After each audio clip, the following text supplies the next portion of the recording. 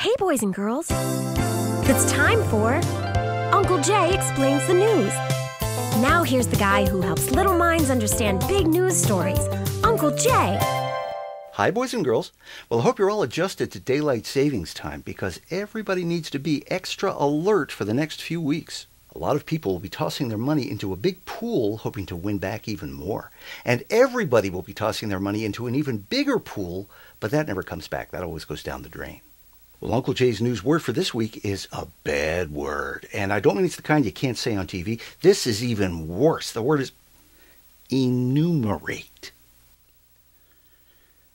Now, we've got all kinds of perfectly good words that mean the same thing. They're easier to say and to spell, but our language is filled with all these kinds of fat, unnecessary words, and so is the news. President Obama went on his big healthcare victory, he hopes, tour, giving long talks about why the time for talking is over.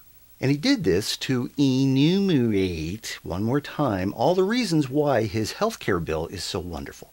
The president went to a variety of places, trying to appeal to all kinds of Americans, singing the praises of his health care bill. And it was a tough job, boys and girls. In fact, you know how tough it was?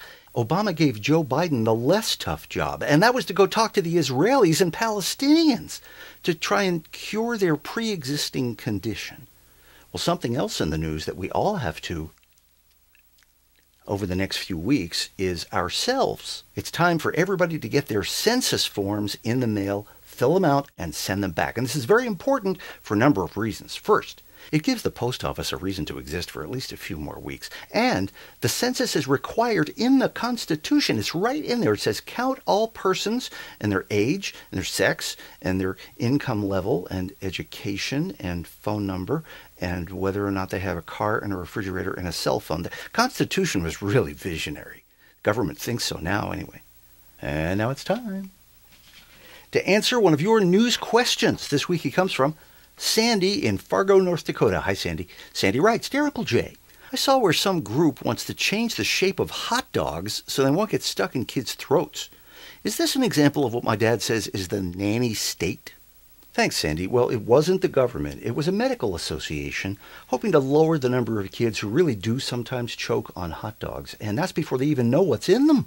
And maybe really all we need on a package of hot dogs is a good warning label, with nice big letters on it so that, little kids who are vulnerable and don't know how to read yet can see it. Don't forget, you can see more at www.UncleJayExplains.com. Check back every Monday when Uncle Jay explains the news. And remember, a great kid is great news.